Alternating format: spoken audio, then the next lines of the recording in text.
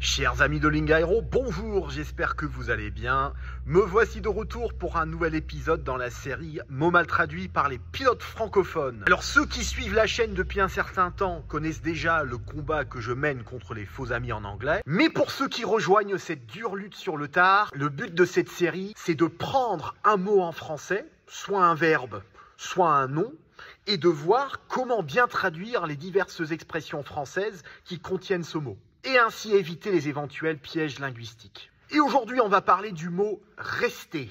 Alors, la particularité du verbe « rester » en français, c'est qu'on peut soit rester quelque part, donc l'acte de rester quelque part, de ne pas partir de quelque part, soit avoir quelque chose qui nous reste. Il me reste tant de choses. Tandis qu'en anglais, la traduction va dépendre du message qu'on essaye de transmettre. Donc on va commencer par la traduction la plus simple du verbe rester en français qui est stay. Donc rester au sens rester quelque part. Donc par exemple, l'avion a dû rester au sol à cause d'un problème mécanique. The aircraft had to stay on the ground because of a mechanical problem. Sinon, dans un contexte un peu plus soutenu, on va remplacer le verbe stay par remain. Donc un contrôleur qui vous dit de rester en dehors de ces zones va dire plutôt « remain outside of controlled airspace ». Maintenant, on va voir un peu comment traduire l'idée de « il me reste quelque chose ». Donc en anglais, quand on cherche à traduire l'idée de « il reste quelque chose » ou « il me reste quelque chose », il faut distinguer deux cas de figure. Si on veut juste dire qu'il reste quelque chose, mais sans préciser à qui reste la chose en question, ben là on est dans une formule impersonnelle, dans quel cas on utilise la formule « be left ». Par contre, quand on veut traduire l'idée de « il reste quelque chose à quelqu'un », ben à ce moment-là, on utilise « have left ».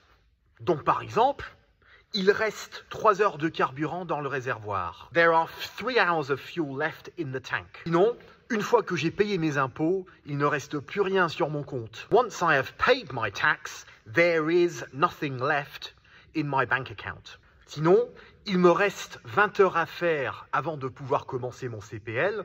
I have 20 hours left to do before I start my CPL. Ou sinon, il ne restait plus que 30 minutes de carburant au pilote quand il s'est posé. The pilot only had 30 minutes of fuel left when he landed. Après, en fonction du contexte, il peut y avoir différentes variations selon le contexte exact. Quand on veut parler de quelque chose qui reste après un événement, là on peut parler de « to be left over ».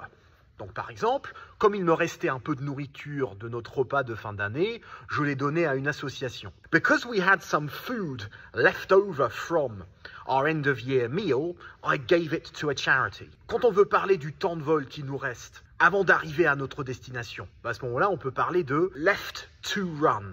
Il nous reste 30 minutes de vol avant d'atteindre notre destination. We've got 30 minutes left to run to our destination. Si on veut traduire l'idée de le restant ou ce qui reste, dans un contexte aéronautique, on aurait plus tendance à utiliser remaining. Donc en cas d'urgence, si vous déclarez à m'aider un jour, le contrôleur va certainement vous demander de préciser la quantité de carburant restant. The fuel remaining.